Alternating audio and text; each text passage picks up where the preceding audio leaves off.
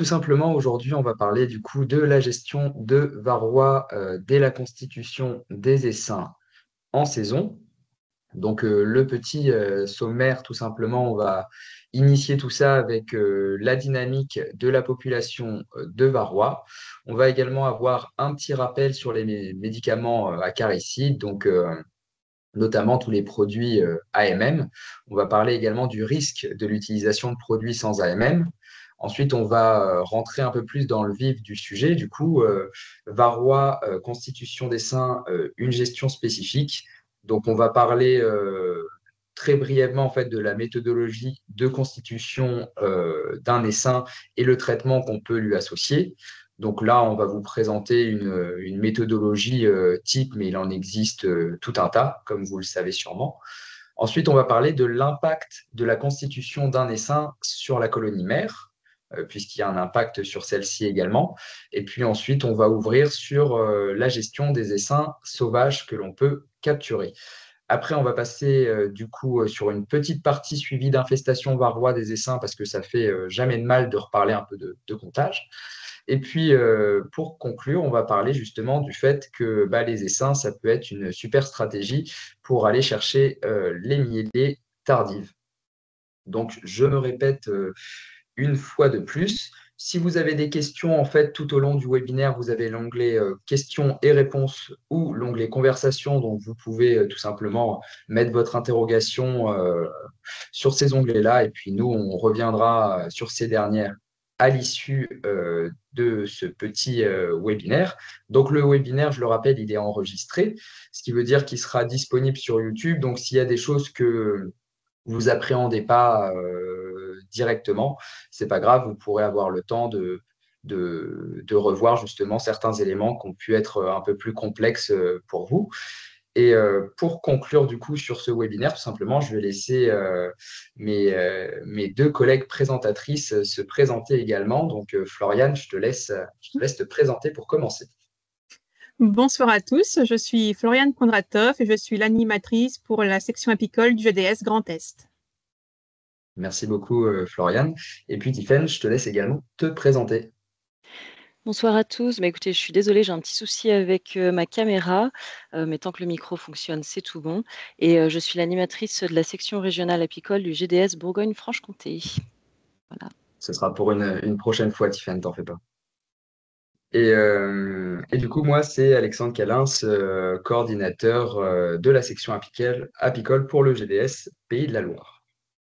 Donc, tout de suite, on va parler de dynamique de la population de varroa et puis je vais vous laisser la parole. Alors, c'est moi qui vais vous parler de la dynamique de la population de varroa dans la ruche, parce que c'est quelque chose qui est important d'avoir en tête pour se donner un peu une idée de l'évolution de la population de varroa au cours de l'année apicole. Alors, vous pouvez voir ici sur le graphique en haut à gauche l'évolution de la population de varroa en fonction de la population initiale de varroa, par exemple en sortie d'hiver. Vous pouvez constater que l'évolution de la population de varroa a une tendance exponentielle et elle est d'autant plus exponentielle que la charge initiale en varroa est élevée. Vous voyez par exemple que si on part avec 10 varroa, l'augmentation de la population est plutôt lente, mais si on part avec 100 ou 200 varroa dans la ruche, tout de suite, cette population a tendance à être explosive. Ensuite, sur le graphique du dessous, ici, on part avec 10 varroa, enfin entre 0 et 10 varroa dans la ruche. Donc, on s'attend à ce que la population augmente faiblement et on pourrait penser qu'on va pouvoir atteindre la mise en hivernage en faisant les traitements appropriés sereinement. Mais il est possible au cours de l'année d'avoir une infestation exogène du varroa qui vient faire exploser la population.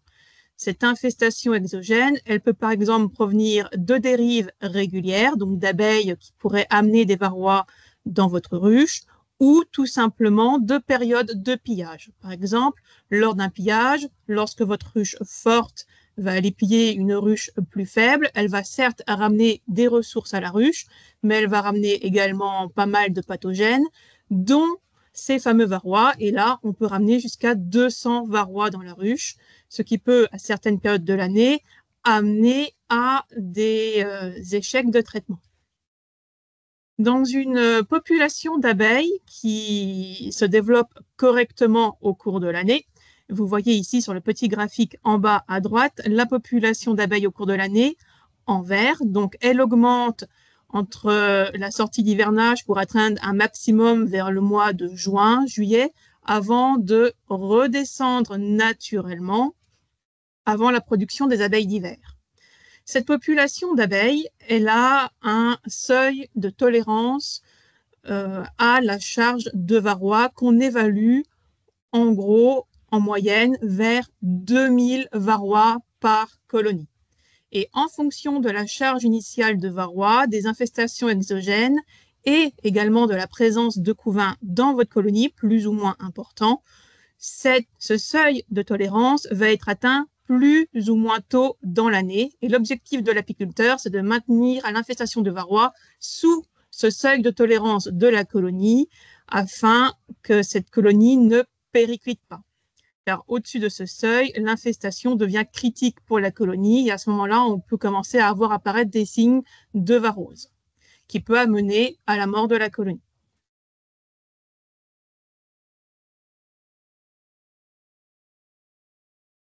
Alors, je vais vous faire quelques rappels sur les médicaments acaricides pour traiter le varroa.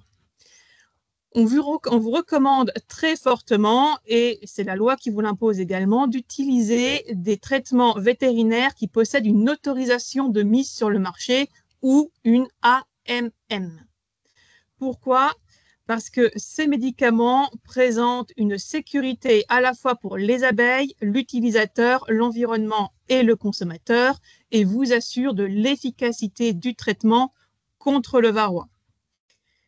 Il vous garantit que ces traitements sont conformes à des normes strictes qui vont protéger bien sûr à la fois les colonies, mais aussi les produits de la ruche, notamment en ce qui concerne l'amitrase qui possède une limite maximale de résidus dans le miel.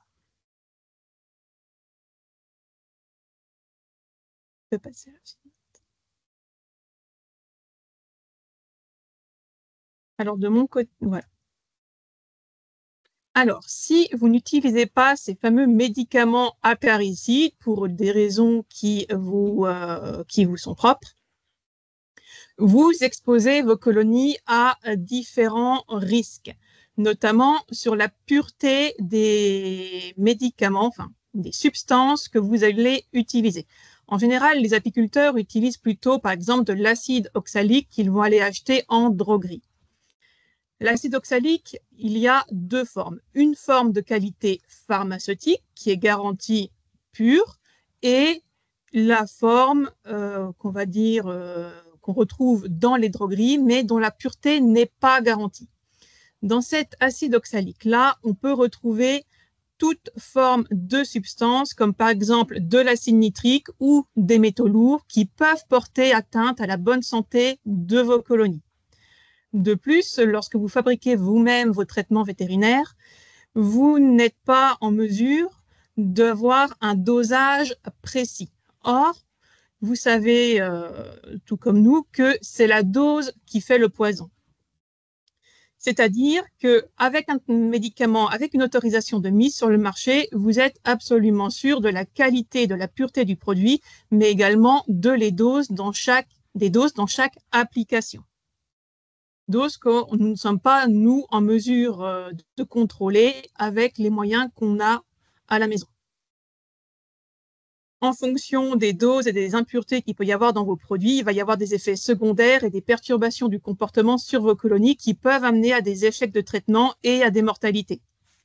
De plus, vous pouvez aussi amener des contaminations dans le miel, le pollen ou la cire qui peuvent provoquer des problèmes chroniques sur vos colonies et voire provoquer des problèmes chez le consommateur. Sans parler qu'en manipulant ce genre de produit, vous vous exposez vous-même à des risques pour vous et pour l'environnement.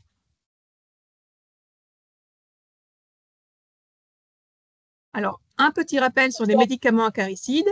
vous voyez ici le cycle de vie du varroa par rapport à la colonie. Donc, pour faire un petit rappel, vous avez une fondatrice, varroa, qui est à l'origine sur le dos d'une abeille qui va infester une cellule juste avant operculation. Alors, comment cette fondatrice varroa sait qu'il y a operculation? C'est parce que la larve émet des phéromones dont la concentration va dépendre de son âge. Donc, dès que la fondatrice reconnaît cette concentration de phéromones, elle va infester la cellule, se cacher au fond, attendre l'operculation, et à partir de ce moment-là, elle va pondre des œufs. Le premier sera toujours systématiquement un mâle qui fécondera les femelles qui vont émerger des œufs suivants. Lorsque l'abeille adulte va émerger, elle va ressortir avec la fondatrice, qui va pouvoir refaire comme ça 2 voire 3 cycles si elle est en forme, et toutes les futures fondatrices qui auront atteint le stade adulte. À partir de là, les futures fondatrices vont passer encore une semaine environ sur le dos des abeilles pour atteindre leur maturité sexuelle et commencer un nouveau cycle de reproduction. Vous avez donc 2 phases au cycle de vie du varroa. La phase de reproduction à l'intérieur du couvain operculé et la phase de phorésie sur le dos des abeilles. Il faut avoir conscience que les traitements vétérinaires que vous allez utiliser pour soulager les colonies de leur infestation en varroa ne sont efficaces que sur la phase de phorésie, à l'exception d'un traitement qui s'appelle le Formic Pro, qui est à base d'acide formique et qui est capable d'atteindre les varroas à l'intérieur des cellules operculées.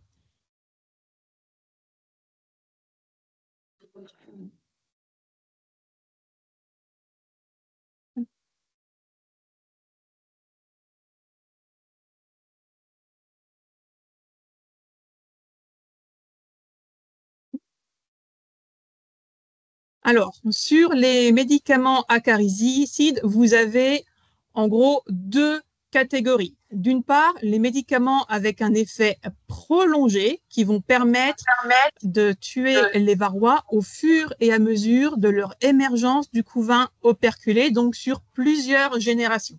C'est typiquement le cas des médicaments de type lanière comme le Bevarol, l'Apistan, l'Apivar ou l'Apitraz, mais également les médicaments Otimol comme par exemple l'Apigarde. De l'autre côté, vous avez les médicaments dits flash dont l'effet va être rapide en une application et qui vont faire tomber les varrois phorétiques. Ce sont donc plutôt des médicaments qu'on va utiliser hors période de couvain pour avoir un maximum d'efficacité. Excuse-moi, je te... Pardon ? Tu as dit en période de couvain, et je reprécise hors couvain. Hors couvain. Non, mais ma langue a fourché, hors couvain. Parce que lorsque vous êtes hors couvain, comme on l'a vu précédemment, tous les varrois sont obligés de passer en phase phorétique et c'est là qu'ils sont le plus vulnérables aux traitements vétérinaires, en particulier les traitements flash, notamment les médicaments à base d'acide oxalique.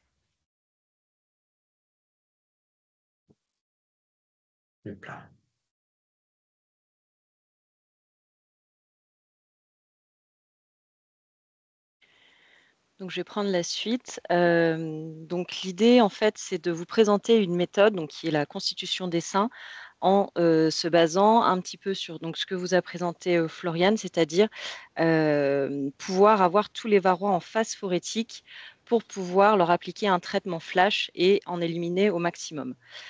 Pour ça, quelques petits rappels. Il faut bien connaître les différents cycles des castes des abeilles dans une colonie. Donc, comme beaucoup le savent, donc la reine va émerger au bout de 16 jours après la ponte de l'œuf. Elle va par la suite rentrer en maturité, sortir de la colonie pour aller se faire féconder, revenir et puis démarrer sa ponte. Pendant ce temps-là, on va avoir les castes d'ouvrières les ouvrières qui vont naître au bout de 21 jours et les mâles au bout de 24 jours. L'idée, c'est d'arriver justement à trouver cette période entre la naissance des différentes castes pour pouvoir appliquer ce traitement. Et donc ça, il y a plusieurs possibilités de faire, soit en laissant remérer la colonie toute seule, soit en introduisant des cellules royales, soit élevées par vos propres soins, soit achetées chez un éleveur. Donc, c'est ce qu'on appelle des cellules royales J3 ou J10, donc soit 3 jours après le greffage, soit 10 jours après le greffage. Donc, tout au long de la présentation des différentes méthodes, vous allez avoir une frise comme celle-ci, où vous allez avoir un petit peu le parallèle de la naissance du couvain d'Ouvrière et de Faux-Bourdon avec les méthodes pour avoir de nouvelles reines.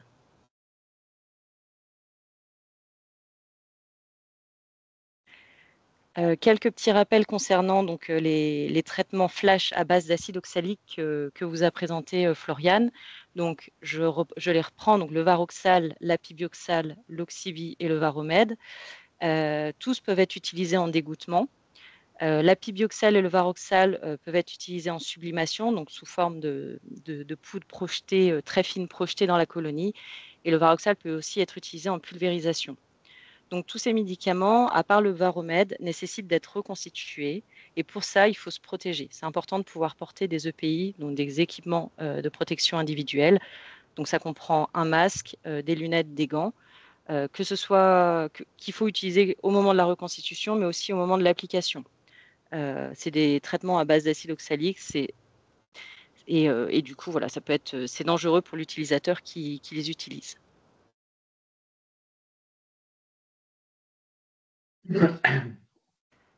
Autre rappel, donc concernant l'application du traitement, l'idée, donc comme vous avez expliqué Floriane, c'est d'éviter les réinfestations. Donc, il y a absolument nécessité de pouvoir traiter toutes les colonies d'un rucher en même temps.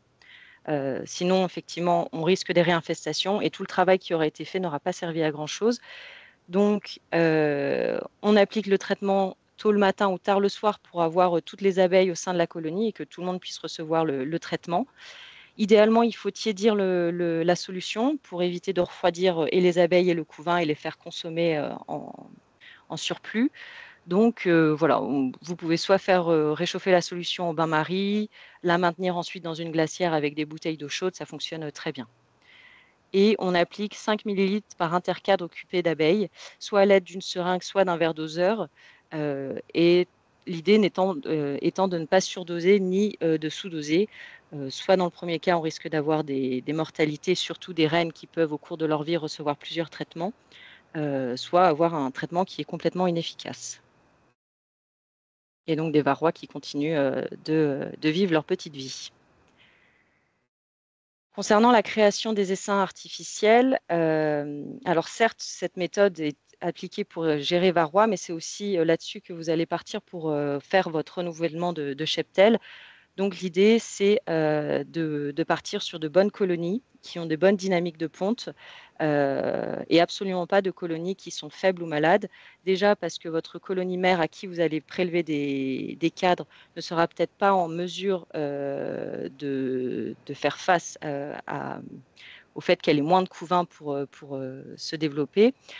Soit que votre essaim que vous allez constituer va ne pas pouvoir non plus se développer parce que malade et faible. Donc, du coup, il faut faire très attention aux signes cliniques. Lorsque vous ouvrez votre colonie, on fait attention à ce qu'il n'y ait pas de couvain mosaïque, qu'il n'y ait pas de traces de mycose, de loques, etc., de varroa, bien entendu. Enfin, en tout cas, de signes cliniques de varroa, comme les ailes déformées. Lorsque vous constituez votre essaim en ruchette, essayez de mettre les cadres provenant de la même ruche dans la même ruchette pour faciliter la cohésion et éviter les conflits. Et il vaut mieux partir sur effectivement de jeunes reines qui ont des dynamiques de ponte beaucoup plus importantes et qui évitent le risque de transmission de charge virale par le couvain. Aussi, ce dont il faut faire très attention, c'est la population de jeunes abeilles. Ces jeunes abeilles, c'est elles qui vont assurer la vie de la colonie le temps que la reine prenne sa ponte, démarre sa ponte, et va s'occuper du couvain naissant. Donc, pour assurer, on va dire, cette reprise de cycle de génération, il faut qu'il y ait des jeunes abeilles sur vos cadres.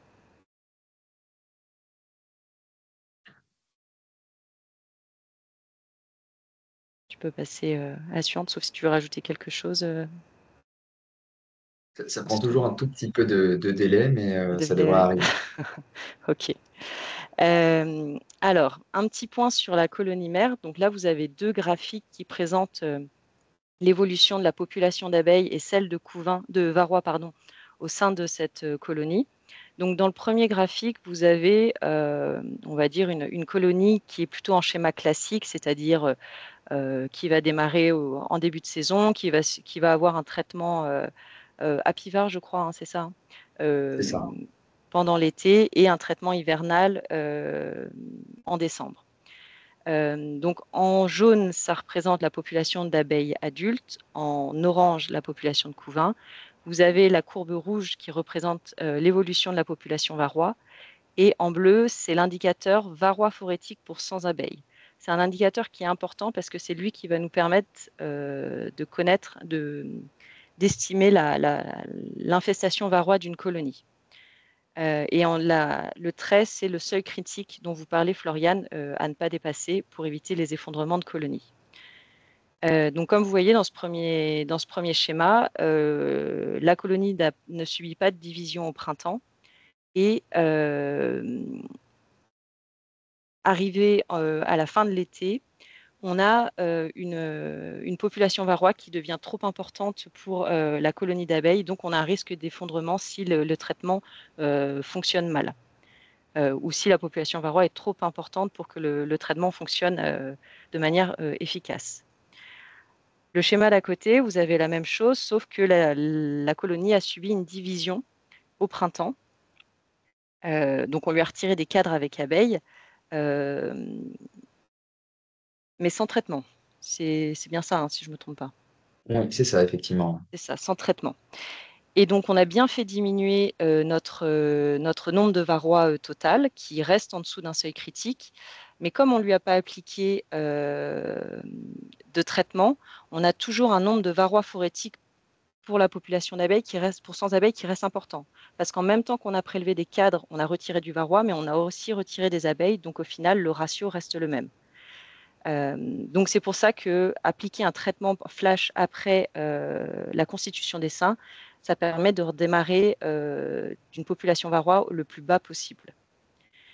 Et un point important, c'est celle des paquets d'abeilles. Donc, lorsque vous constituez des essaims, vous vous rendez compte que vous n'avez pas assez d'abeilles dans votre ruchette, donc vous allez dans une autre ruche et vous secouez un cadre d'abeilles. Ou bien lorsque vous constituez des nucléi et que vous avez besoin que des abeilles, mais pas de cadre de couvain, vous déséquilibrez le ratio varroa-abeille dans une colonie. Et du coup, tous les varrois à naître iront se propager sur une population d'abeilles beaucoup plus petite puisque vous lui aurez retiré des abeilles. Donc ça, il faut être très vigilant vis-à-vis de ça parce qu'effectivement, on a des risques par la suite que la colonie s'effondre. Bah, merci beaucoup, Tiffaine.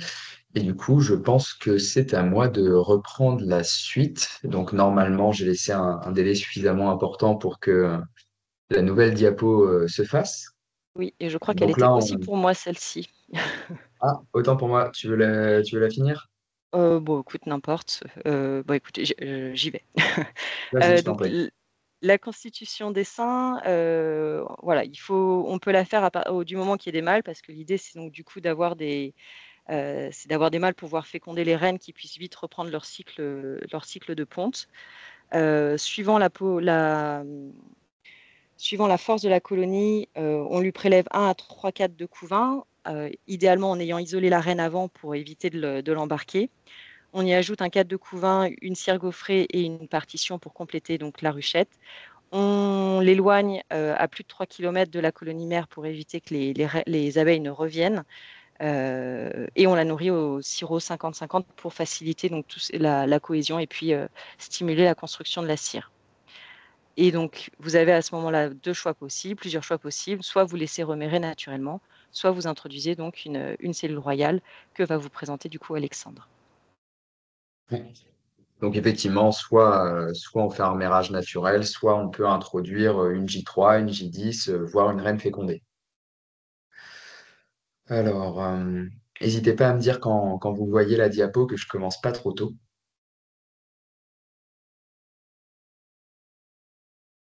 Floriane, Tiffaine, vous voyez la mise à jour? Toujours pas. Ah, bien fait de vous demander quand même.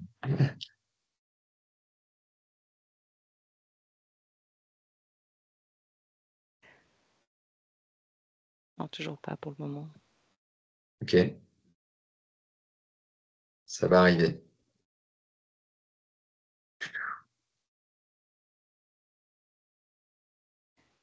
C'est tout bon. C'est tout bon? Super. Donc, je vais vous demander ça à chaque fois, s'il vous plaît, Florian et Tiffaine. Comme ça, au moins, je suis sûr de ne pas commencer sans que tout le monde ait le visuel en face des yeux. Donc, on va revenir sur des schémas qui peuvent sembler un petit peu compliqués et que Tiffaine a commencé à vous expliquer tout à l'heure. Donc là, en fait, on va se retrouver dans la méthodologie, en fait, soit d'une constitution des seins avec un remérage naturel, ou sinon l'introduction d'une cellule J3. Pourquoi remérage naturel et J3 en même temps? C'est parce que la temporalité fait qu'on va avoir une période hors couvain assez similaire. Donc, pour vous réexpliquer un petit peu le schéma, euh, au niveau justement tout simplement des différentes lignes, vous allez retrouver la date dans un premier temps, donc la temporalité, qui s'étend de 1 à 31 jours.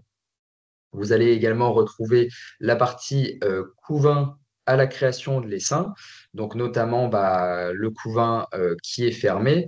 Comme le disaient Tiffaine et Florian tout à l'heure, on va utiliser de l'acide oxalique, donc il ne sera pas efficace sur du couvain operculé. Donc ça, c'est à prendre en considération. Donc, comme le disait Tiffaine, 21 jours pour l'ouvrière. Donc là, on voit qu'on n'a plus de couvain d'ouvrière au bout de 21 jours et 24 jours pour le couvain de mâle. Après, là, on arrive en période justement hors couvain et c'est notamment cette période-là en fait qui va nous intéresser pour pouvoir réaliser un traitement à base d'acide oxalique. Donc ensuite, en dessous, vous allez avoir la ligne cellule J3. Je vais d'abord commencer par remérage naturel. Je me suis un peu précipité. Donc, remérage naturel. Donc, si vous constituez votre essaim euh, jour 1, en fait, tout simplement, vous allez avoir du coup une éclosion de la reine à peu près au niveau du jour 13, puisqu'en fait, elles vont élever sur des larves de 1 jour. Donc, normalement, à peu près 13 jours plus tard, vous devriez avoir éclosion de la reine. Là, dans ce schéma-ci, la période du coup de maturité, de fécondation et de gestation, on l'a estimée à 12 jours.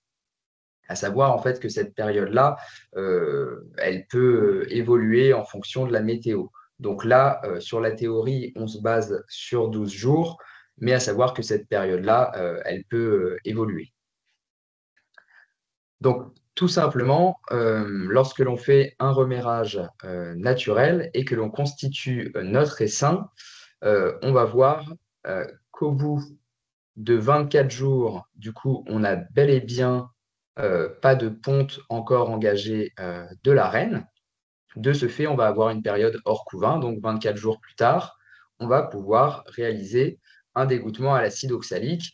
Et justement, l'avantage en fait de ce remérage naturel, c'est qu'on va avoir un temps assez important pour pouvoir réaliser cet acide oxalique.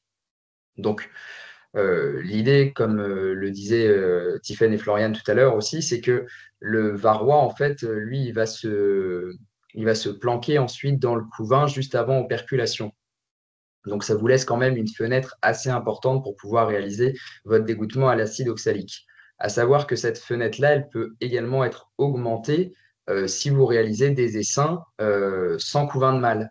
Si vous réalisez des essaims exclusivement avec du couvain d'ouvrière, dès la fin des 21 jours, vous allez pouvoir en fait avoir et bénéficier de cette période hors couvain.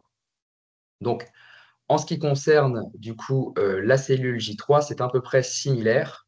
Vous pouvez constituer votre essaim. Le lendemain, vous pouvez introduire votre J3. Elle va naître bien évidemment un petit peu en avance du remérage naturel. Et donc, de ce fait, vous allez avoir une période pour réaliser votre acide oxalique qui va être légèrement diminuée.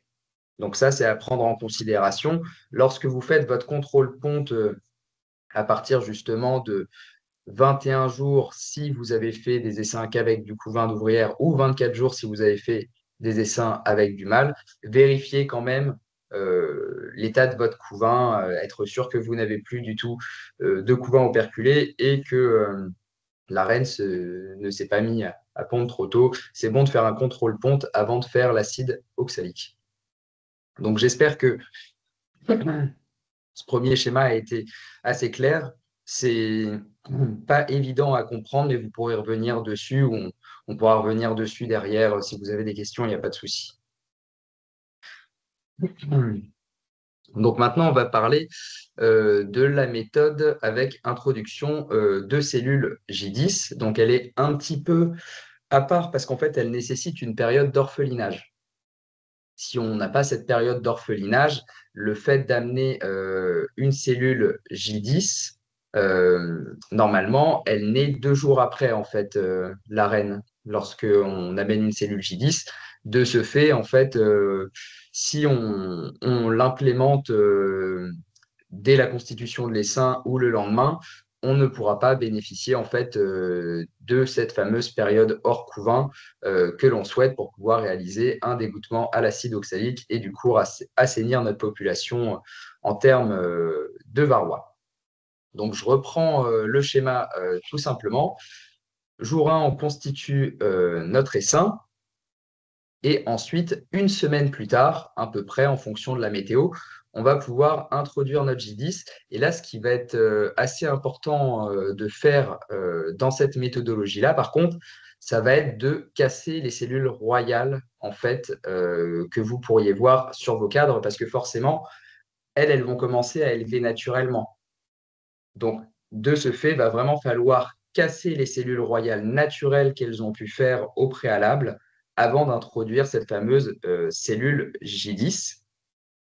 Et comme en fait les autres méthodologies, 24 jours plus tard, vous allez avoir cette petite période pour pouvoir réaliser du coup un dégoûtement en période hors couvain. Mais cette méthodologie fait que généralement la période elle est un peu plus réduite et complexe. Donc de ce fait, ça peut être pas mal de constituer des essaims sans mâle. Comme ça vous agrandit du coup la période où vous pouvez réaliser un acide oxalique si vous souhaitez du coup utiliser la méthodologie de la cellule J10. À savoir que si vous avez des éleveurs autour de vous et que vous êtes apiculteur de loisirs, généralement, les apiculteurs pros ont plutôt tendance à travailler avec de la J10 qu'avec de la J3.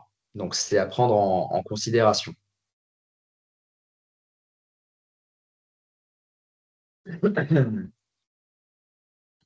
Je vous laisse me dire si on passe bien à la diapo suivante. Pas encore. Faut être patient, hein.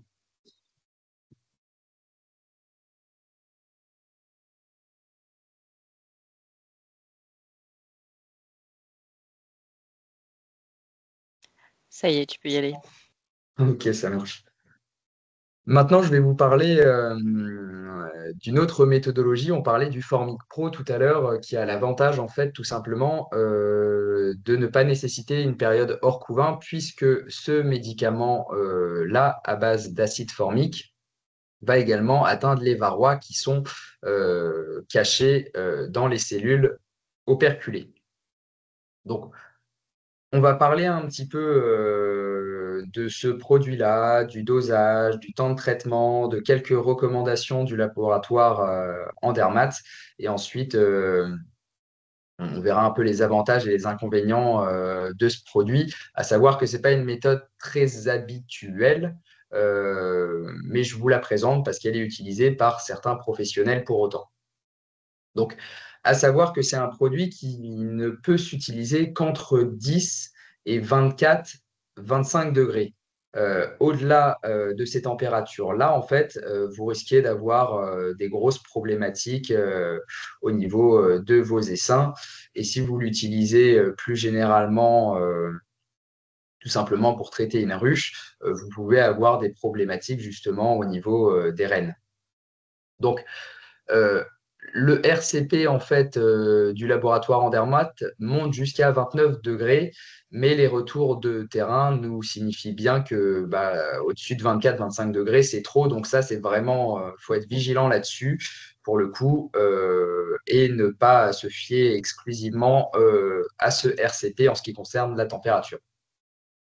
En ce qui concerne le dosage, lorsqu'on va l'utiliser pour un essaim, on va se contenter d'utiliser un ruban. Quand vous allez recevoir votre produit, si vous traitez au Formic Pro, vous allez recevoir en fait deux lanières. Sur la petite photo à droite, c'est ce que l'on voit. Et ces deux lanières, ça sert à traiter une ruche entière. Mais là, comme on va être au niveau de l'essaim, deux rubans, ce serait beaucoup trop. Du coup, d'après les retours des pros, une fois de plus, on va se contenter d'utiliser un seul ruban pour traiter des essaims de plus faible population. Quelques petits points clés justement du RCP Formic Pro à retenir. Donc, le laboratoire, c'est Andermatt. Donc, ce qui est important, c'est de permettre la ventilation. Donc, au-dessus de votre ruchette, vous pouvez justement ajouter un nourrisseur que vous allez retourner. Le fait d'ajouter ce nourrisseur retourné va permettre du coup à l'acide formique de bien ventiler. Ça va faire chambre d'aération, de ventilation. Ensuite, il y a également une taille minimale d'essaim à constituer. Si vous voulez utiliser cette méthodologie-là, normalement, il ne faut pas l'utiliser sur des colonies de moins de 10 000 abeilles. Donc, il vaut mieux privilégier des essaims qui sont un peu plus forts, au-delà de 3 cadres de couvain. Sur des essaims plus petits que 3 cadres de couvain, ça va être un peu limite. Ensuite, il y a l'aspect du plancher aéré. Il faut le condamner, en fait. Si vous voulez maximiser l'efficacité du traitement, il ne faut pas qu'il y ait d'aération au niveau du plancher. Il faut également ne pas nourrir et ne pas déranger, en fait, tout simplement pendant que le traitement se fait. Donc, le traitement dure une semaine. Vous posez votre lanière, vous retournez votre nourrisseur, vous laissez bien l'entrée de la ruche entièrement ouverte. Par contre, vous ne mettez pas de portière, ça c'est important, et vous condamnez en dessous. Et là, vous allez avoir une belle chambre de ventilation. Vous laissez une semaine et ensuite vous retirez. J'espère que j'ai été assez clair. C'est un produit qui n'est pas si évident d'utilisation que ça, donc je préfère prendre mon temps pour vous le présenter. Je vous laisse me dire, les filles, dès que vous voyez la diapo suivante. On l'attend, on l'attend.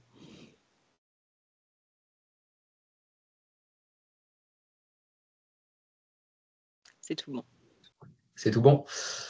Donc, l'avantage, en fait, d'utiliser ce médicament-là dès la constitution des essaims, c'est surtout que c'est moins complexe en termes de timing. Donc, pour les personnes qui ne sont pas trop organisées en ce qui concerne le timing, ça peut être une méthodologie intéressante. Une autre, un autre gros avantage en fait finalement de la méthodologie, c'est que dans celle-ci, on va pouvoir utiliser du coup des J10, mais également des reines fécondées. Et comme on constitue en plus des gros essaims, très rapidement, on peut avoir un gros gain de temps sur la dynamique de l'essaim et avoir en fait un essaim qui va très rapidement produire derrière, notamment si on a des objectifs de mielée tardive, ce qu'on verra plus tard. Et par contre, en ce qui concerne les inconvénients, le protocole n'est pas testé scientifiquement et Andermatt ne parle pas forcément initialement de traitement sur les essaims. Les retours qu'on vous fait aujourd'hui, en fait, c'est uniquement basé sur le retour d'expérience des professionnels sur le terrain qui utilisent cette méthodologie-là.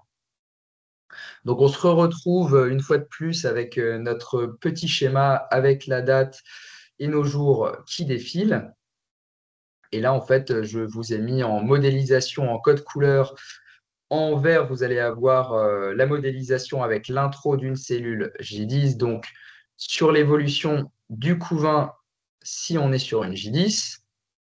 Donc, c'est divisé en deux, c'est le couvain de la reine mère et ensuite le couvain de la nouvelle reine. Le but, c'était de vous montrer en fait le dynamisme, euh, la rapidité avec laquelle justement la nouvelle reine va pouvoir pondre et le fait aussi qu'il n'y ait pas de rupture entièrement de couvain.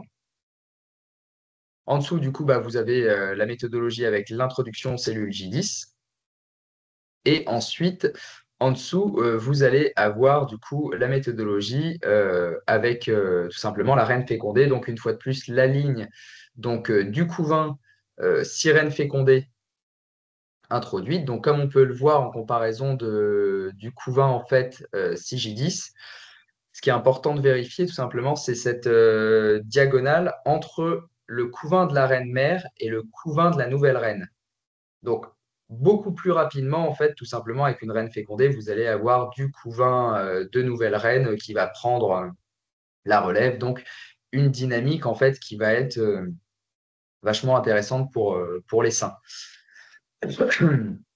Donc, dans les deux cas, si vous souhaitez utiliser cette méthodologie-là, vous constituez votre essaim. Je le rappelle, il faut que ce soit un essaim assez populeux, 3-4 de couvain minimum. Et également, en fait, je le rappelle encore une fois, attention aux températures, il faut qu'il fasse moins de 24 degrés. Vous le déplacez à 3 km, comme le disait Tiffen tout à l'heure, pour éviter que les abeilles retournent à la ruche mère. Et vous pouvez, dès qu'il est sur le nouvel emplacement, appliquer du coup votre Formic Pro. Pendant une semaine, vous n'y touchez pas, comme je vous le disais.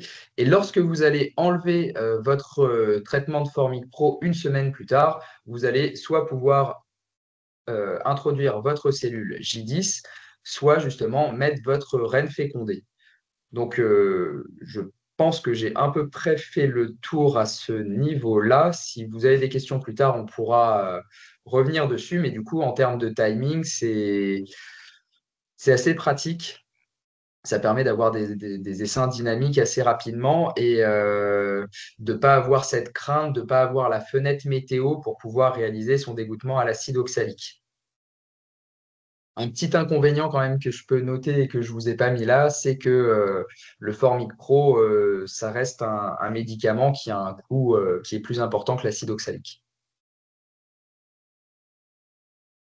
Je vous laisse me dire une fois de plus quand la diapo est en route. Bah, écoute, ça a été très rapide cette fois. Tu peux y aller. C'est surprenant, hein. Merci. Du coup, on va parler un peu de méthode, tout simplement, du paquet d'abeilles. Méthode dont vous parlait Tiffaine tout à l'heure. Donc, si on veut faire un paquet d'abeilles, je ne vais pas présenter la méthode en détail, ce n'est pas l'objectif en fait de ce webinaire. Donc, si vous vous y intéressez plus, il y a tout un tas de vidéos qui se trouvent sur YouTube. Mais l'idée, c'est de vous montrer qu'une fois de plus, on peut réaliser en fait des paquets d'abeilles et les assainir très rapidement avec un dégoûtement à l'acide oxalique. Donc, on va préparer une ruche receveuse. Donc, on va mettre des cadres bâtis. On va mettre un cadre de réserve et une cire gaufrée. Donc là, dans ce cas-là, on ne prélève absolument pas de couvain. Donc, on va récolter exclusivement des abeilles. Donc, généralement, pour faire un paquet d'abeilles pour un essaim, là, je ne parle pas de nucléi, donc qui sont des colonies plus petites, mais pour pouvoir réaliser des essaims, on va prélever à peu près 1,5 kg d'abeilles, donc sur une ou plusieurs ruches qui sont assez populeuses.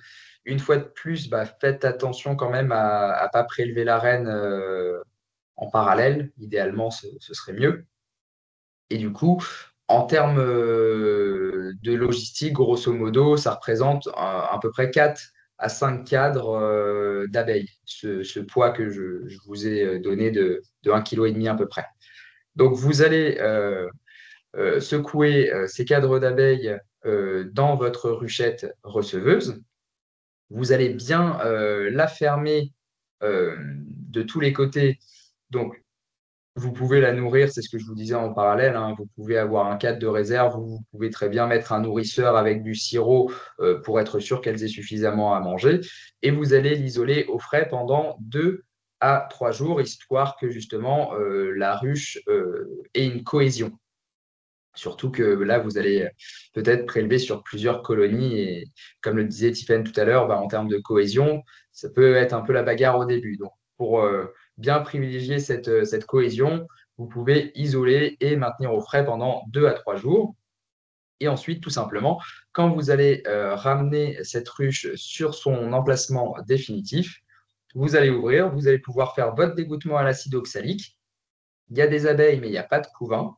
Les abeilles, en plus, elles auront eu le temps de bien monter sur les cadres et de se répartir sur les cadres.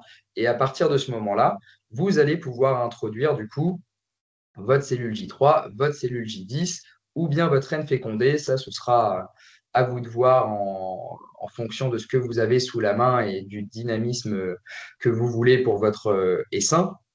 Mais du coup, ça reste une méthodologie qui est quand même assez intéressante, notamment si on a des reines fécondées. C'est pour ça que je parlais de cadre bâti tout à l'heure, c'est que lorsque vous allez introduire votre reine fécondée dans ce paquet d'abeilles, elle aura directement en fait ces cadres bâtis pour pouvoir pondre directement dedans. Donc une fois de plus, on va avoir un essaim qui va être dynamique.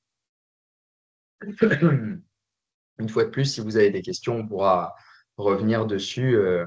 C'est des méthodologies qui ne sont pas forcément très simples à expliquer rapidement. Donc j'espère que je ne vous perds pas trop. Et on va passer à la diapo suivante. C'est tout bon.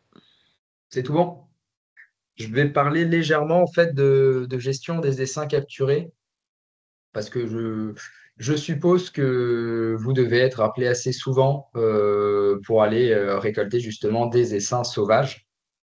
Donc, un petit point de vigilance, les essaims sauvages, s'ils viennent de vos ruches, vous savez ce qu'il en est en ce qui concerne l'état sanitaire.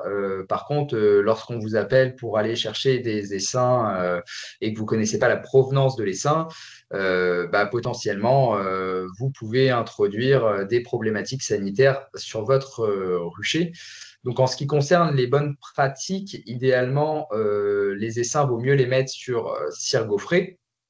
Vous pouvez bien évidemment leur donner de la nourriture sous forme de sirop ou éventuellement, si vous êtes sûr que vous avez un cadre de miel sain sans aucune pathologie, vous pouvez aussi fournir un cadre de miel.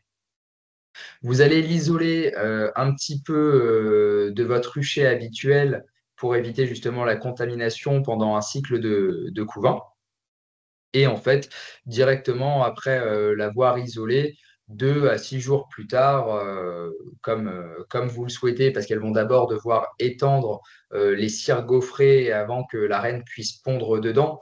Donc, ça va leur prendre quand même un petit peu de temps. Donc, d'où l'idée potentiellement de leur donner du sirop pour un peu booster le fait qu'elles puissent étirer la cire. Mais en tout cas, vous allez avoir une période assez importante où vous allez pouvoir traiter à l'acide oxalique. J'ai mis 2 à 6 jours, mais vous pouvez traiter plus tard si vous le souhaitez. La période est importante. Mais c'est comme le paquet d'abeilles, en fait. Comme on n'a pas de couvain, le traitement à base d'acide oxalique va être très efficace s'il y a des varrois en phase de florésie sur les abeilles.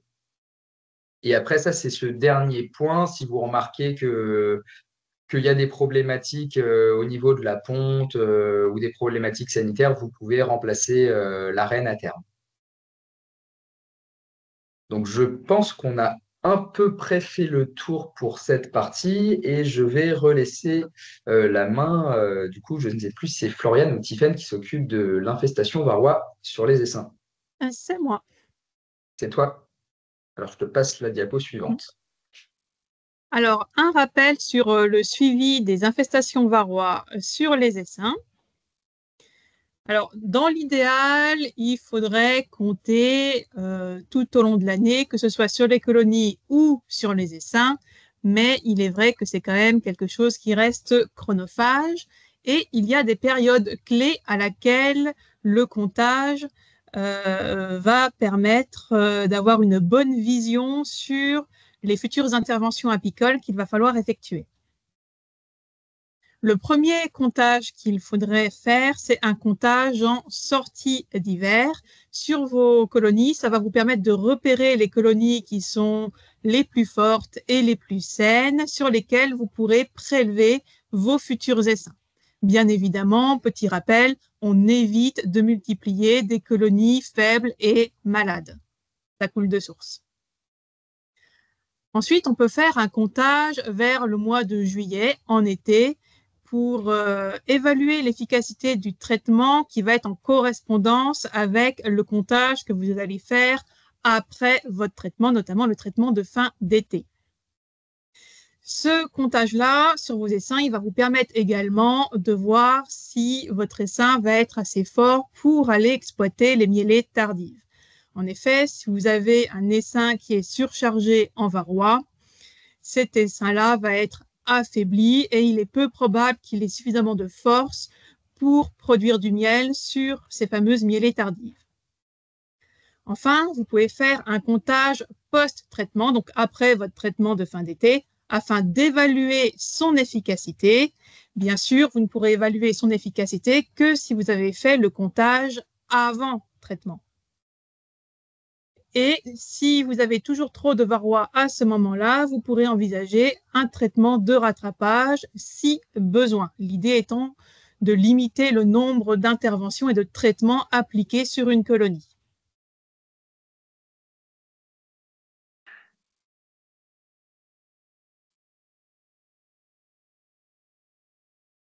J'attends patiemment la diapo suivante. Alors, en ce qui concerne le nombre de colonies sur lesquelles compter, si vous avez entre 1 et 4 ruches, vous pouvez compter, pour avoir une idée de ce qui se passe sur votre rucher, au moins 3 ruches.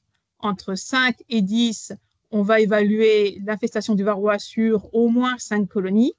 Si vous avez entre 10 et 20 colonies, on va chercher à évaluer sur 6 ruches et au-delà de 20, sur un minimum de 8 ruches. Bien sûr, l'idéal, si on veut avoir une gestion ruche par ruche, ça va être de compter sur l'ensemble de ces ruches.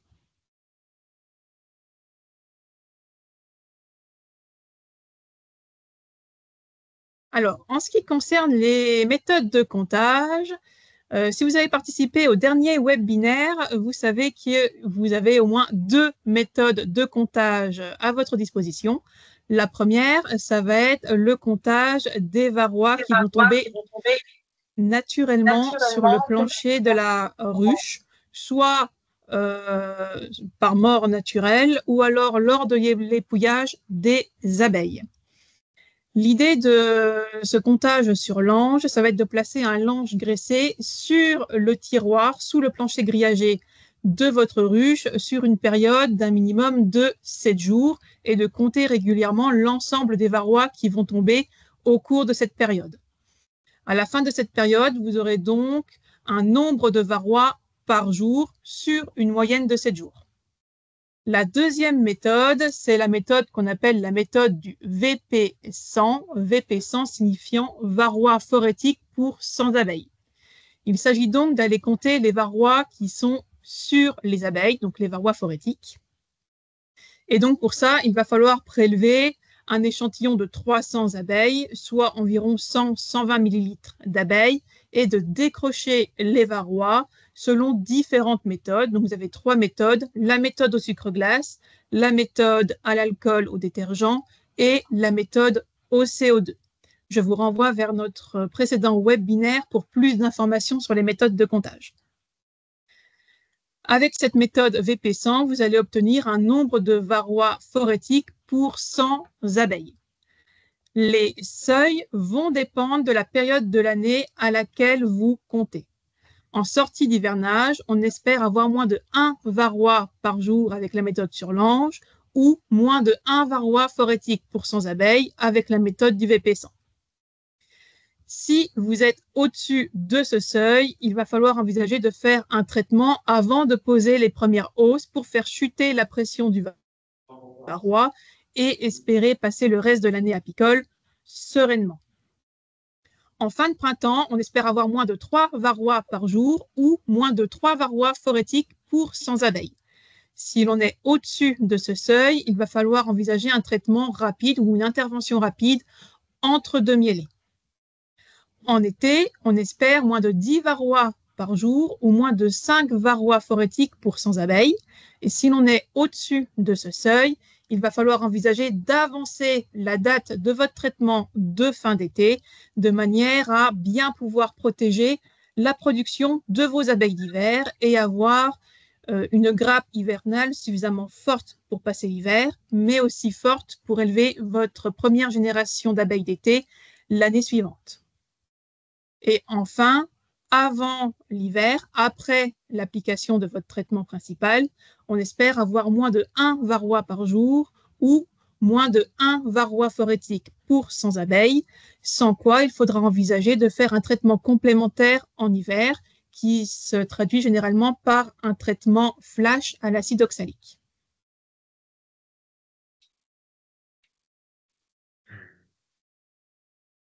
Et je vais passer la main pour la partie sur les essaims et miellées tardives. Je crois que Alexandre, c'est toi qui l'as fait.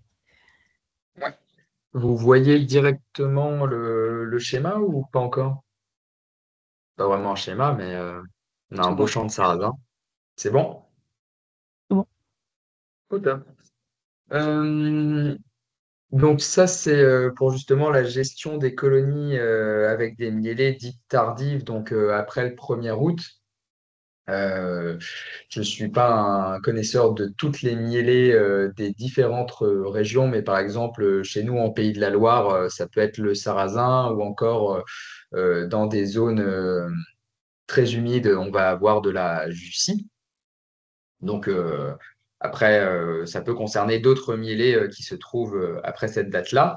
Donc, la stratégie à adopter, ça va être de sélectionner les bonnes colonies. Donc, Floriane vous a parlé pas mal de comptage juste avant, justement pour savoir concrètement quelles colonies vont être en mesure d'aller sur ces miellées tardives. À savoir qu'une colonie qui va être fortement infestée en varroa et qui va être très populeuse, très forte, va peut-être être en mesure de vous produire du miel. Pour autant, vous risquez un effondrement de cette colonie en parallèle. Donc, vous allez la pousser en fait dans ces derniers retranchements. Donc, l'idée, justement, c'est de mettre en place une gestion spécifique. Plutôt que d'emmener les colonies qui, déjà, dès le début d'année, au printemps, ont fait tout un tas de miellés, vaut mieux utiliser justement ces essaims de début de saison précoces que l'on a justement assainis à l'acide oxalique. C'est ces essaims-là en fait qui seront le plus en mesure normalement d'aller sur ces miellées tardives sans que la pression varroa soit trop impactante et risque justement l'effondrement de la colonie. Après, bien évidemment, si on veut se le garantir, il faut réaliser un comptage.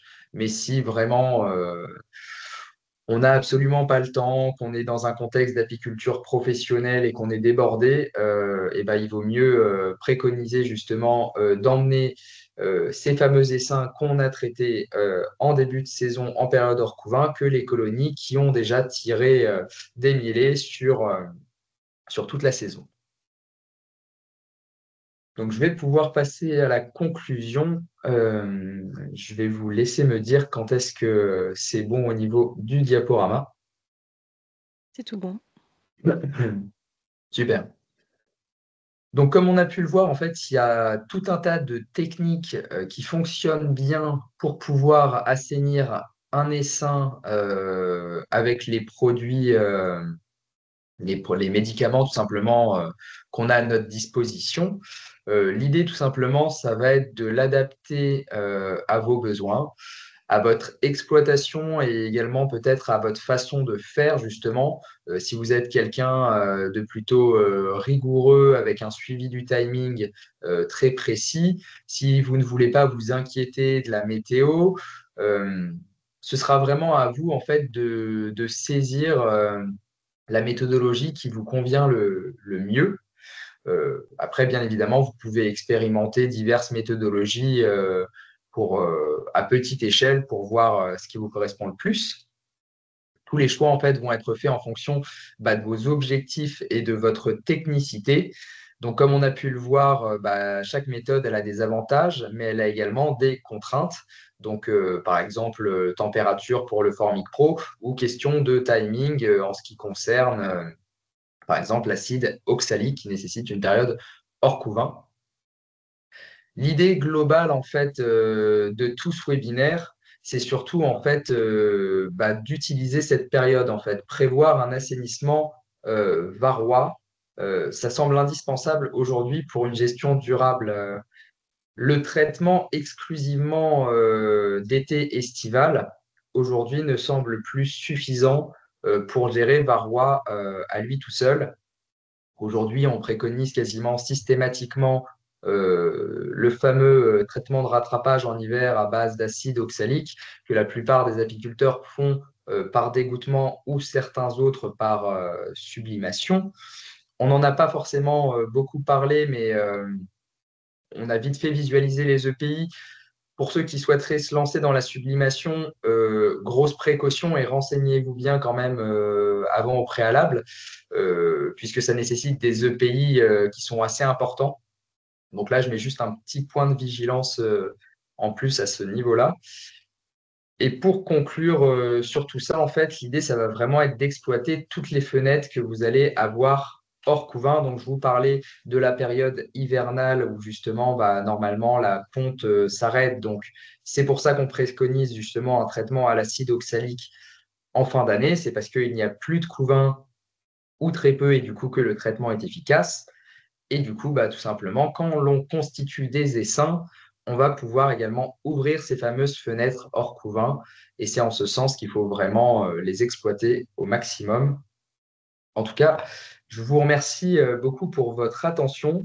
J'espère qu'on a été assez clair malgré le fait que ce soit un sujet qui n'est pas si évident que ça à traiter et qui recoupe beaucoup de méthodologies différentes. Et du coup, je vais quitter la petite présentation et si vous le voulez bien, on va pouvoir passer à vos questions.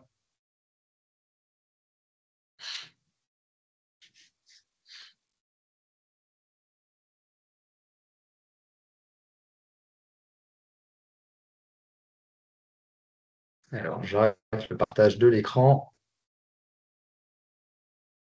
Comment vous voulez fonctionner, les filles? On se lit un peu chacun notre tour les questions et on se partage.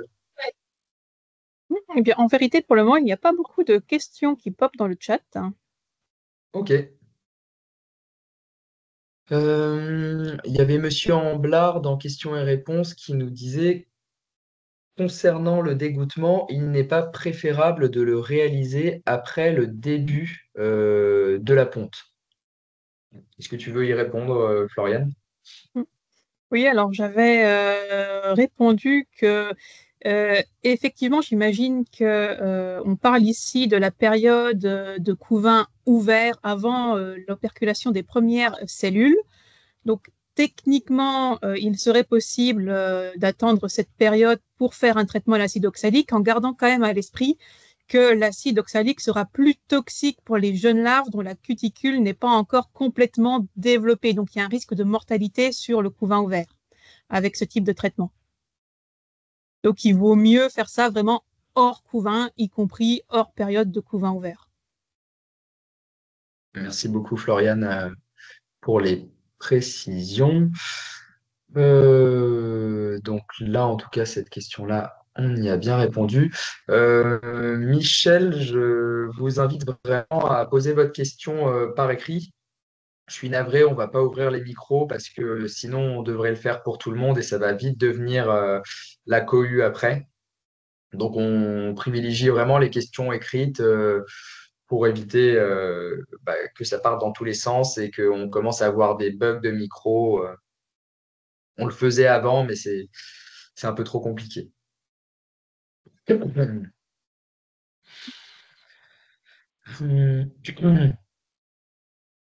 Utiliser les essaims de printemps pour les mielées tardives est presque une question de bon sens, la seule contrainte étant la gestion du varroa. Donc, on est plutôt sur une affirmation. Merci beaucoup, Catherine. Euh,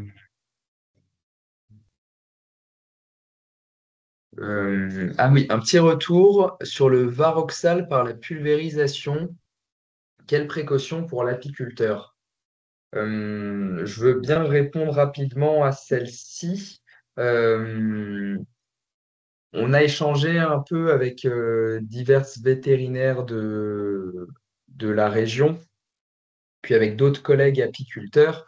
En ce qui concerne la pulvérisation, la crainte aussi, ça peut être de pulvériser un peu n'importe comment. Une fois de plus, il faut des EPI qui sont quand même bien solides pour vos avant-bras pour éviter les projections. Qui plus est, bah, ces projections, si vous les mettez justement au sol ou sur d'autres éléments naturels, c'est un peu délicat cette question de la pulvérisation où il faut être très minutieux et bien connaître justement sur la surface de projection. C'est un peu les retours qu'on se fait actuellement avec les vétérinaires de la région et puis avec d'autres apiculteurs. Je ne sais pas si vous avez des choses à rajouter, Floriane et Tiffaine. Éventuellement, pour la pulvérisation, je pense que ça peut être envisageable en été, mais bien sûr, en hiver, c'est une technique qui va nécessiter de sortir les cadres de la ruche, donc c'est totalement déconseillé en hiver. Ouais, en plus, d'autant plus. Mais dans le cadre des essaims, techniquement, en début de saison, c'est réalisable. Après, il y a vraiment cette idée de où va la projection, jusqu'où va la projection, en fait, et cette problématique d'en mettre à côté. J'espère, Catherine, que ça répond à ta question. Que préconisez-vous pour conserver un flacon de Varomède ouvert quand on ne traite que 4 ruches? Combien de temps pouvons-nous utiliser le même flacon? C'est noté normalement sur le flacon, il me semble que c'est 3 mois hein, pour du Varomède, si je dis pas de bêtises. Mais du coup, vous avez l'Oxybi qui tient 1 an au frigo. Donc, vous pouvez peut-être plutôt utiliser une solution qui se conserve mieux. Ce serait peut-être ma recommandation. Je ne sais pas ce que vous en pensez, Tiffany et Florian. Je crois même que c'est 2 mois au frigo après ouverture, mais je pense que dans ces cas-là, l'Oxybi est plus économique, oui. Même si le Varomède est un peu plus pratique de par le fait qu'il n'y a pas de préparation à faire en amont. Ouais, vous avez le produit vraiment fini, effectivement, alors que dans le cadre de l'Oxybi, il faut faire une reconstitution, mais vous avez quand même tous les éléments. Donc, vous faites votre mélange, mais vous avez tous les éléments à disposition. Il ne faut pas faire votre propre sirop. Ça reste assez simple de constituer un Oxybi, par exemple.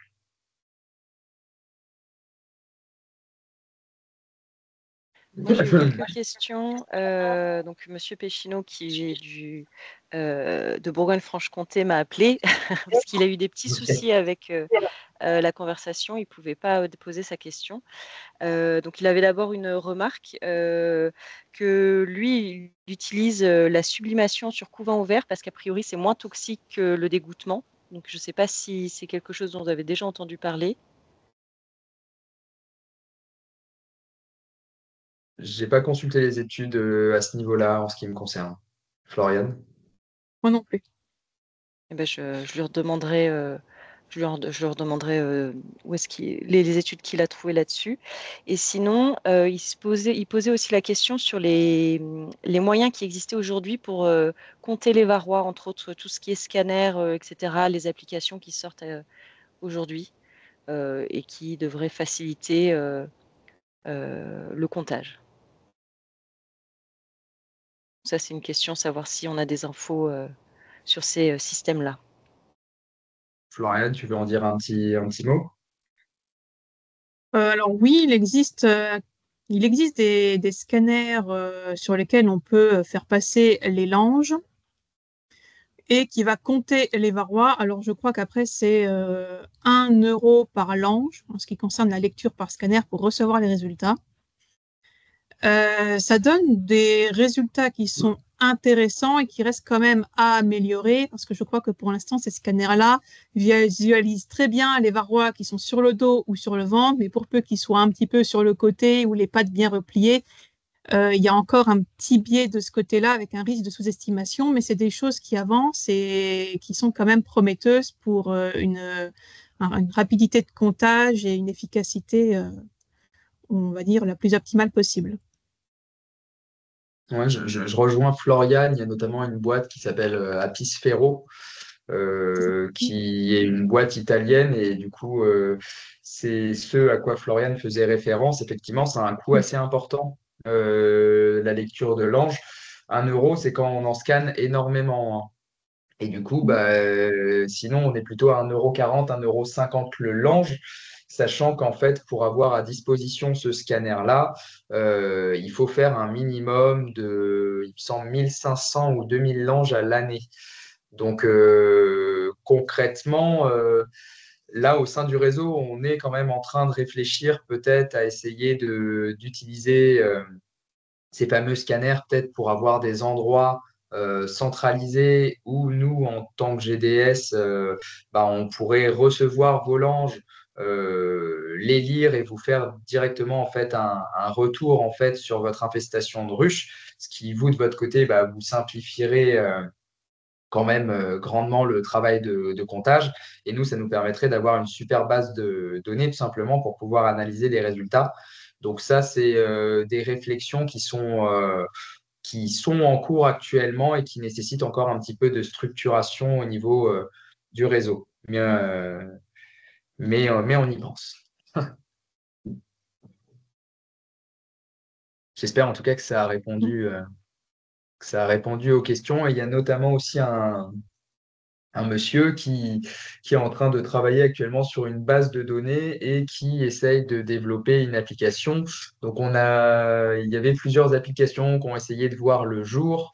Et là, ils sont en réflexion en fait sur une application qui ne serait pas en fait des plus précises sur le nombre de varrois.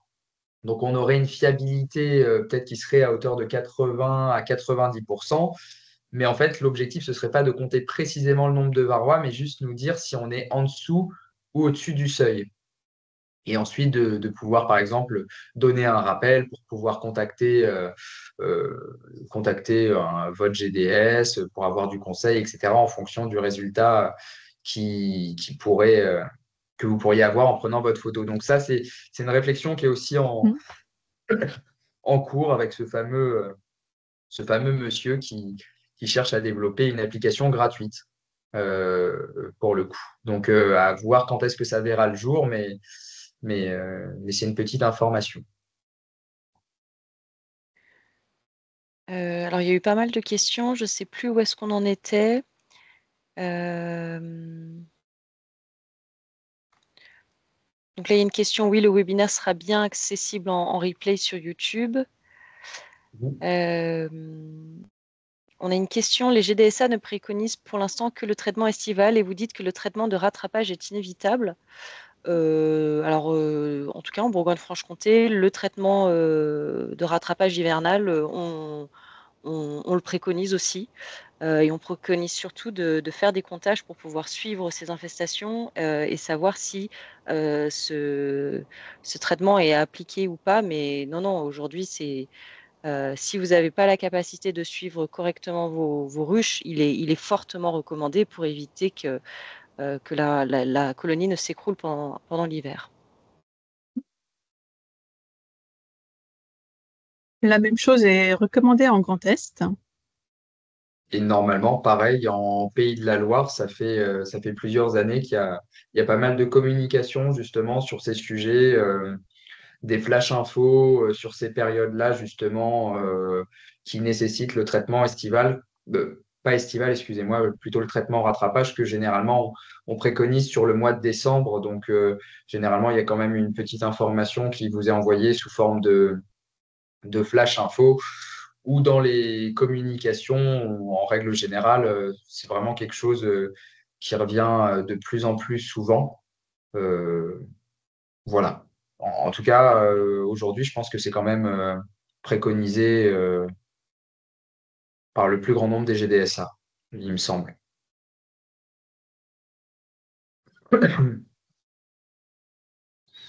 Alors, une autre question concernant un essaim artificiel réalisé, quand le nourrir et de combien de millilitres en sirop 50-50? Petit à petit, les retours qu'on a, y allez pas, nourrissez 2 kilos par 2 kilos, quoi. Allez-y tranquillement, regardez la consommation, mais ne mettez pas, ne remplissez pas le nourrisseur d'un coup à ras-bord, faites petit à petit. Floriane, je ne sais pas si tu veux rajouter quelque chose par rapport à ça. Non, je suis d'accord avec toi. Ça dépend aussi si vous voulez faire étirer de la cire ou pas, en fait, hein. L'idée aussi du nourrissement, est-ce que vous lui avez fourni un cadre, 2 cadres de miel? On l'a dit tout à l'heure, on vous a présenté une méthodologie assez simple pour constituer des essaims, mais chaque apiculteur a sa façon de faire et chacun a des méthodologies différentes. Après, vraiment, si vous voulez faire étirer de la cire, euh, petit à petit, vous fournissez, vous voyez, 2 kilos, 2 litres de 50-50 et vous regardez si c'est consommé. Et comme ça va vraiment les accompagner pour qu'elles puissent vous étirer vos cires gaufrées.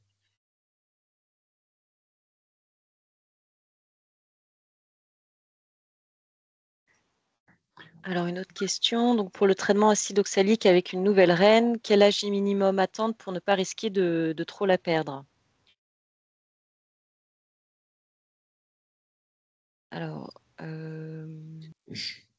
Je pense pas que le fait que la reine soit jeune soit un risque supplémentaire vis-à-vis de l'acide oxalique. Euh, D'autant plus que les acides risquent d'avoir un effet sur la cuticule et les vieilles reines ont plus de probabilité d'avoir des cuticules abîmées que les jeunes reines. Donc je pense pas que ça ait qu'une jeune reine soit plus sensible à l'acide oxalique qu'une reine plus vieille.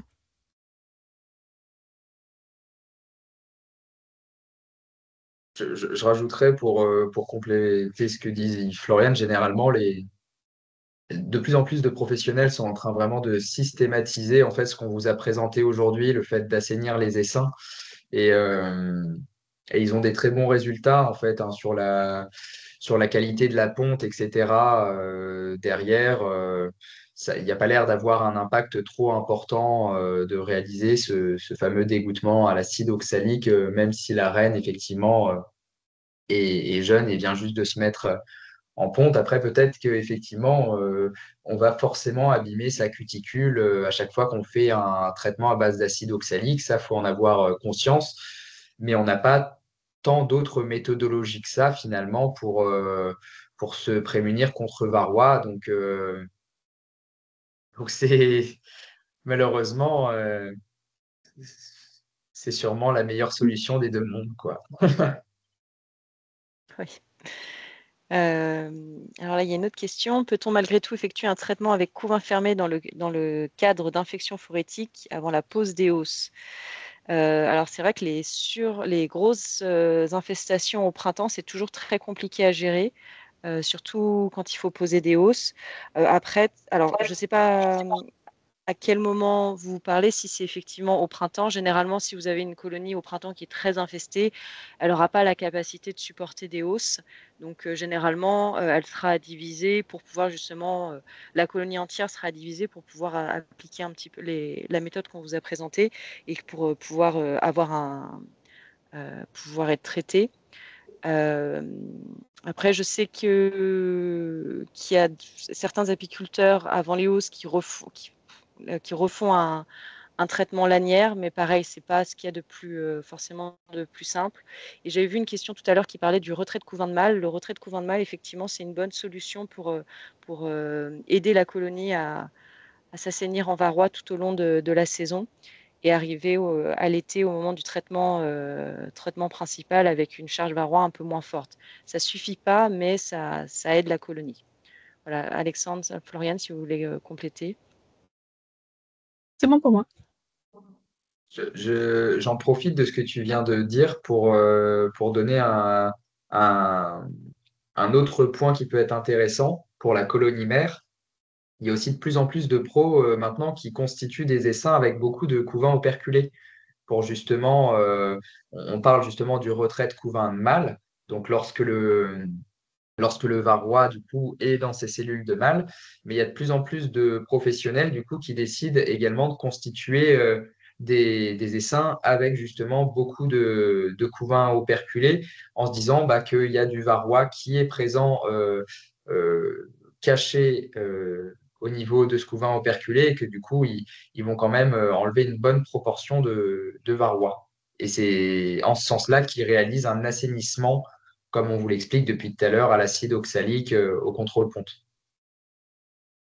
Donc c'est une petite piste aussi à creuser en plus de prendre, de prendre pas mal de couvains operculés, à expérimenter, quoi. Alors, on a une question sur la sublimation.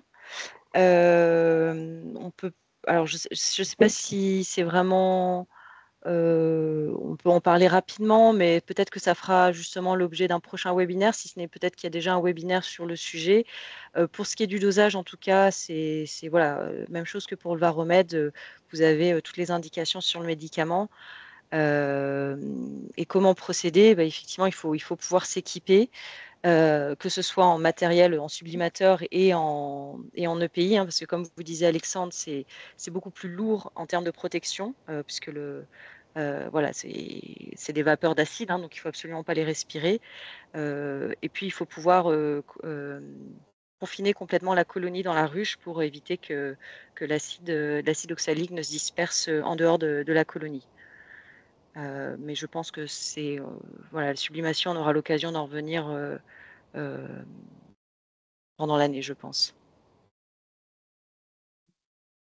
Ça peut être un sujet de webinaire qui est quand même assez intéressant parce que vraiment, ça nécessite des EPI bien plus importants, même les vapeurs par rapport à la peau aussi, par rapport à vos combinaisons même.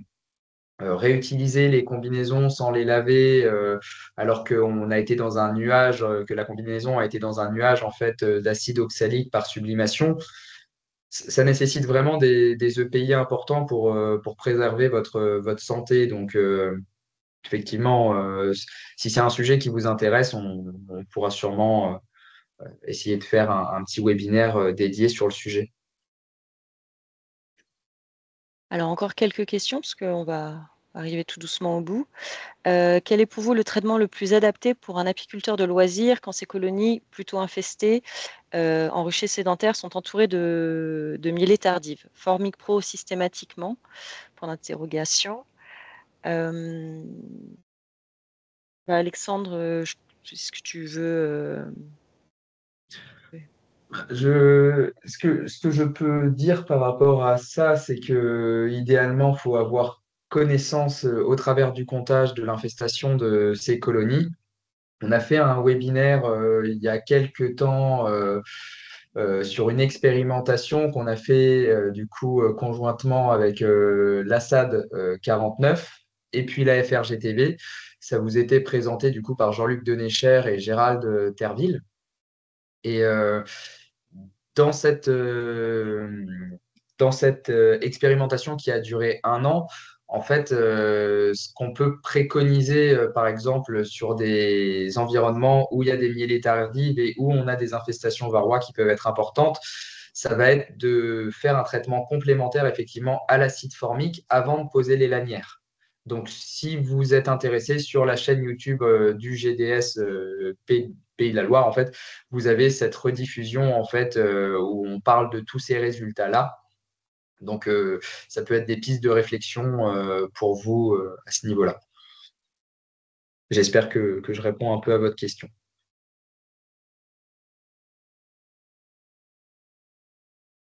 Une dernière question peut-être. Si on traite à l'acide oxalique un essaim constitué en ce moment, faut-il traiter avec les lanières cet été? Je pense que ça, c'est important pour vous qu'on réponde à cette question. Floriane ou Tiffaine, si vous voulez y aller.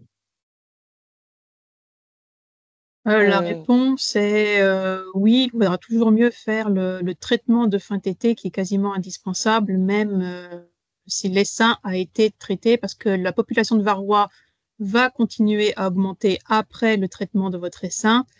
Et il peut y avoir aussi des risques de réinfestation. Donc, c'est toujours intéressant de traiter en fin d'été. Oui, je suis d'accord avec Floriane. Il y a certains apiculteurs bio qui ne le font pas, mais parce qu'ils sont aussi contraints de ne pas avoir ces traitements longue durée comme vous les avez. Donc, ils utilisent des fois d'autres méthodologies populationnelles, mais, euh, mais sinon, effectivement, surtout en connaissance de votre infestation, bah, si elle redevient importante, effectivement, vaut mieux utiliser ces traitements longue durée tout de même. Après, je crois qu'on en parlait, il me semble, Floriane, qu'on en parlait au webinaire sur le comptage qu'on avait fait ensemble avec Quentin. En conclusion, on disait quand même que à partir du moment où on a une vision sur notre niveau d'infestation et qu'on est très rigoureux sur le comptage, on n'est pas obligé de systématiser des traitements si on a vraiment connaissance de son infestation varroa et que ce n'est pas obligatoire de mettre un apport de molécules en fait dans la colonie. Mais pour ce faire, faut vraiment être rigoureux à ce niveau-là et pas y aller les yeux fermés en fait, hein. Oui, ça nécessite un suivi et un comptage régulier. Mm.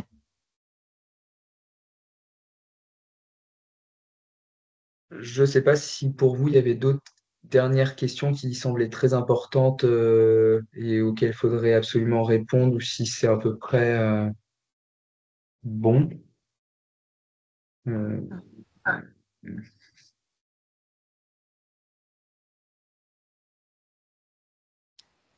Alors, il y a plusieurs questions intéressantes, mais certaines, je vous renvoie sur le webinaire du comptage qui a été fait et dont vous a parlé Floriane, qui est disponible sur la chaîne YouTube de GDS France. Et effectivement, il y a plusieurs questions qui reviennent sur la sublimation. Donc, ça pourrait être très intéressant d'aborder la question en profondeur lors d'un autre webinaire.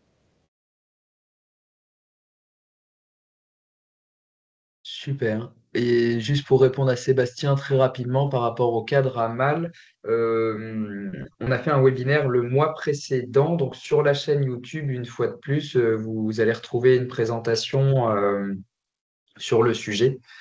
Euh, Donc, quand on va vous transmettre du coup la rediffusion de ce webinaire-là, vous allez pouvoir trouver les autres vidéos à disposition aussi sur la chaîne pour avoir des réponses justement par rapport à ce retrait de cadre à mal.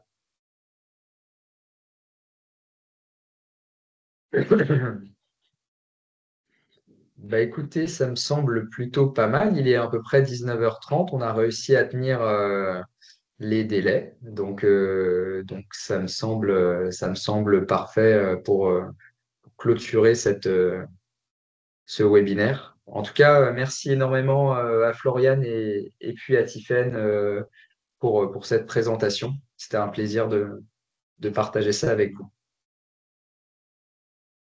Écoute, merci à toi en tout cas. Merci à tous pour votre participation.